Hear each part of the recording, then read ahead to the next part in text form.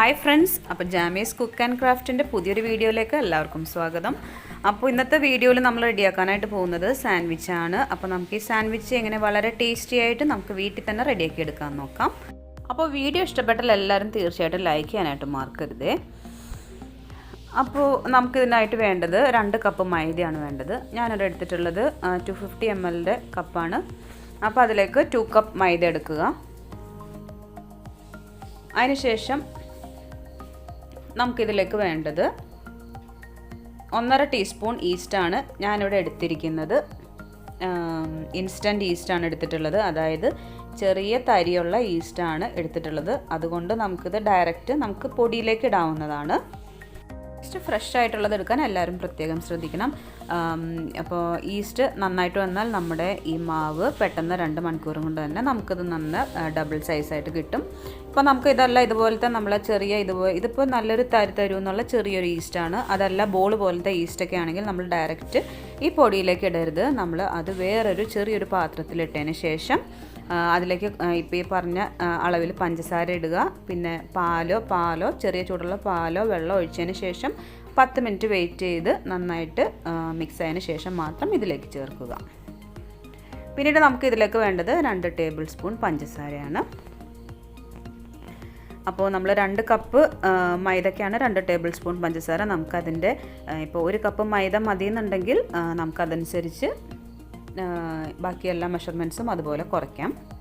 പിന്നീട് നമുക്ക് ഇതിലേക്ക് വേണ്ടത് ആവശ്യത്തിന് ഉപ്പാണ്. ഞാനിവിടെ ഒരു 3/4 ടീസ്പൂൺ ഉപ്പിട്ടിട്ടുണ്ട്.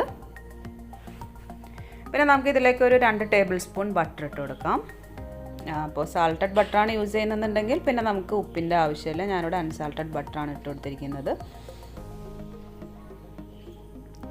പിന്നീട് നമുക്ക് ഇതിലേക്ക് വേണ്ടത് ഇത് കുഴയ്ക്കാൻ ആവശ്യത്തിന് പാലാണ് ഞാനിവിടെ എടുത്തിട്ടുള്ളത്.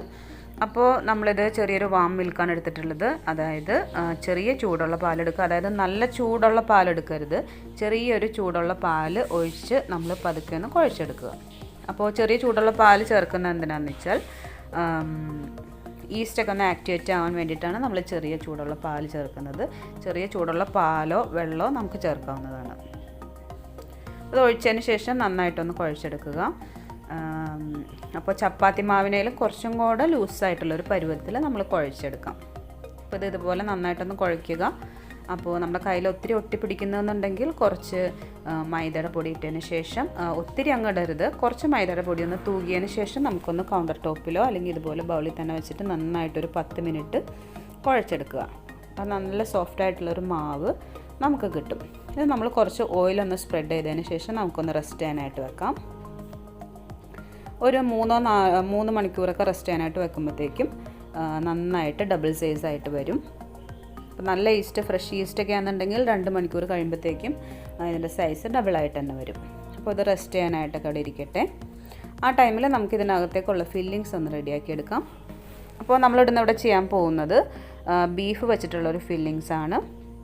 അപ്പോൾ അതിന് വേണ്ടിയിട്ടൊരു പാൻ വയ്ക്കുക. ആവശ്യത്തിന് കുറച്ച് ഓയിൽ ഒഴിച്ച് കൊടുക്കുക. അതിനുശേഷം ഞാനിവിടെ ഒരു വലിയ സവാള എടുത്തിട്ടുണ്ട്. നല്ല ഇതുപോലെ ചെറുതായിട്ടൊന്ന് ചോപ്പ് ചെയ്തതിന് ശേഷം ഇട്ട് കൊടുക്കുക. പിന്നെ അതിലേക്ക് വേണ്ടത് കുറച്ച് വെളുത്തുള്ളി ഇഞ്ചി ഒന്ന് ചെറുതായിട്ട് അരിഞ്ഞിട്ട് കൊടുക്കുക.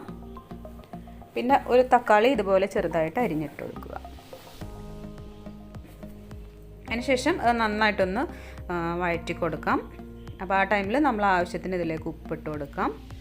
അപ്പോൾ നന്നായിട്ട് വഴറ്റിയതിന് ശേഷം നമുക്കിതിലേക്ക് ആവശ്യത്തിന് മുളക് പൊടി ഇട്ട് കൊടുക്കാം. ഞാനിവിടെ 1.5 ടീസ്പൂൺ മുളക് പൊടി ഇട്ട് കൊടുത്തിട്ടുണ്ട്.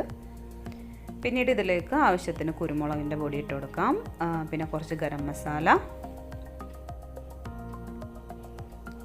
പിന്നെ കുറച്ച് നമ്മൾ കുറച്ചൊക്കെ ഹൈലൈറ്റ് ചെയ്ത് നിൽക്കണമെന്നുണ്ടെങ്കിൽ കുറച്ച് ചില്ലി ഫ്ലേക്സ് ഇട്ട് കൊടുക്കാം. അതിനുശേഷം നന്നായിട്ടൊന്ന് മിക്സാക്കി കൊടുക്കാം. അതിനുശേഷം നമ്മളിതിലേക്ക് ബീഫ് ആഡ് ചെയ്ത് കൊടുക്കുകയാണ്. നമ്മളിപ്പോൾ 1 കപ്പ് ബീഫാണ് എടുത്തിട്ടുള്ളത്. അത് നന്നായിട്ടൊന്ന് ക്രഷ് ചെയ്ത് നമ്മൾ വേവിച്ച് പറ്റിച്ച് വെച്ച ബീഫാണിത്. അപ്പോൾ നമ്മൾ മിക്സിയിലിട്ട് ജസ്റ്റ് ഒന്ന് ക്രഷ് ചെയ്തിട്ട് ഇതിലേക്കിട്ട് ഇതുപോലെ ഒന്ന് മിക്സ് ചെയ്തെടുക്കാം. അപ്പോൾ അതിനുശേഷം കുറച്ച് മല്ലിയില ഇട്ടൊന്ന് ഗാർണിഷ് ചെയ്യാം. നമുക്കിതുപോലെ നമ്മുടെ ഫില്ലിങ്സ് ഇവിടെ റെഡി ആയി കഴിഞ്ഞു.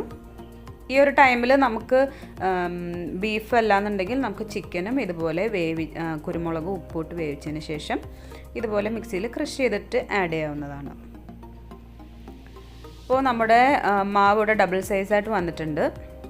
അപ്പോൾ നമുക്കത് ജസ്റ്റ് അതിൻ്റെ എയർ ബബിൾസൊക്കെ ഒന്ന് കളഞ്ഞ് നമുക്ക് ജസ്റ്റ് ഒന്ന് കുഴച്ചതിന് ശേഷം നമുക്ക് ചെറിയ ചെറിയ ബോൾസായിട്ടൊന്ന് കട്ട് ചെയ്യാം. അപ്പോൾ ഇതുപോലെ ഒരു കത്തി എടുത്ത് നമ്മളിതുപോലെ ഒന്ന് കട്ട് ചെയ്ത് വെക്കാം. അപ്പോൾ ഈ ഒരു സൈസിന് നമുക്ക് അത്യാവശ്യം വലിപ്പമുള്ളൊരു സാൻഡ്വിച്ച് തന്നെ നമുക്ക് കിട്ടും. അപ്പോൾ എല്ലാം ആ ഒരു സൈസിൽ തന്നെ ഒന്ന് കട്ട് ചെയ്ത് മാറ്റാം. അപ്പോൾ എല്ലാം കട്ട് ചെയ്ത് മാറ്റിയിട്ടുണ്ട്. ഇനി നമുക്ക് ഈ ഒരു ബോളൊന്ന് ഇതുപോലെ ഒന്ന് പരത്തിയെടുക്കാം. അപ്പോൾ ഇതുപോലെ ഒരു ചപ്പാത്തിയുടെ പരത്തുന്ന പലക എടുക്കുക. അതിൽ ഇതുപോലെ ഒന്ന് പരത്തി ഈ ഒരു സൈസിൽ ഈ ഒരു പത്തിരിയുടെ ഒക്കെ ആ ഒരു വലിപ്പത്തിൽ നമ്മളൊന്ന് പരത്തിയെടുത്തിട്ടുണ്ട്. ഇതിലേക്ക് നമ്മൾ നേരത്തെ എടുത്ത് വെച്ചിരിക്കുന്ന ഫില്ലിങ്സ് ഞാനിവിടെ ഒരു 2 ടേബിൾ സ്പൂണോളം ഇട്ട് കൊടുത്തിട്ടുണ്ട്.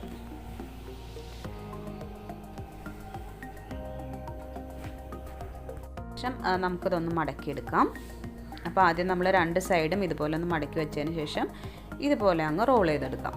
എന്നിട്ട് നമ്മളത് ഇതുപോലെ റോൾ ചെയ്തതിൻ്റെ സൈഡ് ഇതുപോലെ ഒന്ന് പ്രസ് ചെയ്തൊന്ന് സീലാക്കി കൊടുക്കാം. അങ്ങനെ അല്ലാന്നുണ്ടെങ്കിൽ നമ്മൾ ബേക്ക് ചെയ്യുന്ന ടൈമിൽ പൊട്ടിപ്പോകാതിരിക്കാനാണ് നമ്മളങ്ങനെ സീൽ ചെയ്ത് കൊടുത്തത്. എന്നിട്ട് ഈ ഒരു ഷേപ്പിൽ നമുക്ക് ചെയ്തെടുക്കാം. അപ്പോൾ അതുപോലെ ഈ ഒരു സെയിം പ്രോസസ്സ് തന്നെ നമുക്ക് എല്ലാം അതുപോലെ ഒന്ന് ചെയ്തെടുക്കാം. അപ്പോൾ നമ്മൾ ഫില്ലിങ്സ് നമ്മുടെ ഇഷ്ടത്തിനനുസരിച്ച് വെക്കാം. അപ്പോൾ ഒത്തിരി അങ്ങ് പരത്തരുത്, നമ്മൾ ജസ്റ്റ് ചെറിയൊരു കട്ടിയിലൊന്ന് പരത്തിയെടുക്കാനായിട്ട് ശ്രദ്ധിക്കുക.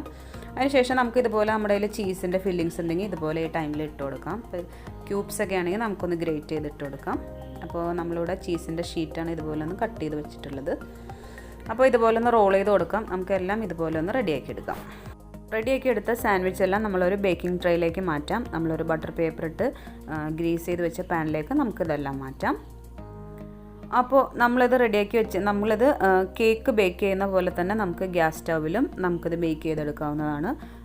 സ്റ്റൗവിൽ വെച്ച് നമുക്കിത് ബേക്ക് ചെയ്തെടുക്കാം. അപ്പോൾ ഞാനിന്നിവിടെ ചെയ്യുന്നത് ഓവനിൽ വെച്ചിട്ടാണ് ചെയ്യാനായിട്ട് പോകുന്നത്.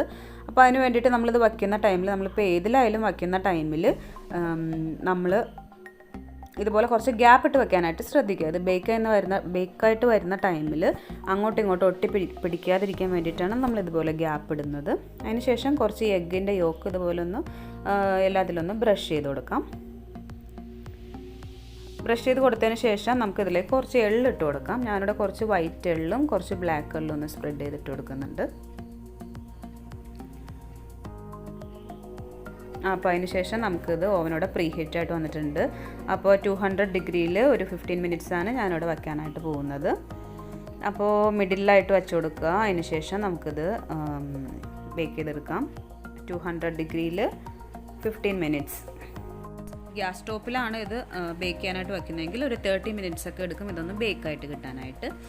അപ്പോൾ നമ്മൾ ഗ്യാസിൽ വയ്ക്കുന്ന ടൈമിൽ ഇതുപോലെ ബ്രൗൺ കളറ് മുകൾ വശം ആവില്ല. അപ്പോൾ നമ്മൾ ആ ടൈമിൽ ജസ്റ്റ് ബേക്കായി കഴിയുമ്പോൾ നമ്മളിത് എടുത്തതിന് ശേഷം കുറച്ചൊന്ന് ഒരു ഓയിലോ ബട്ടറോ ബ്രഷ് ചെയ്തതിന് ശേഷം ഒരു പാനിലിട്ട് ജസ്റ്റ് ഒന്ന് ഈ മുകൾ വശം ഒന്ന് ഫ്രൈ ചെയ്തെടുക്കാം. അപ്പോൾ ഈ സാൻഡ്വിച്ച് എല്ലാവരും തീർച്ചയായിട്ടും ട്രൈ ചെയ്ത് നോക്കാൻ മറക്കരുത്. വളരെ ടേസ്റ്റി ആയിട്ടുള്ളൊരു സാൻഡ്വിച്ചാണ്. അതുപോലെ തന്നെ വളരെ സോഫ്റ്റ് ആയിട്ടുള്ളൊരു സാൻഡ്വിച്ചാണിത്. അപ്പോൾ നമ്മൾ ബട്ടറും മിൽക്കൊക്കെ ചേർക്കുന്നതുകൊണ്ട് തന്നെ വളരെ ടേസ്റ്റിയാണ്. അപ്പോൾ എല്ലാവരും തീർച്ചയായിട്ടും ഇതൊന്ന് ട്രൈ ചെയ്ത് നോക്കാൻ മറക്കരുത്. അപ്പോൾ എൻ്റെ ഈ വീഡിയോ ഇഷ്ടമായിട്ടുണ്ടെന്നുണ്ടെങ്കിൽ എല്ലാവരും ലൈക്ക് ചെയ്യുക. ഫ്രണ്ട്സിലും ഫാമിലീസിനൊക്കെ ഒന്ന് ഷെയർ ചെയ്യാൻ മറക്കരുത്.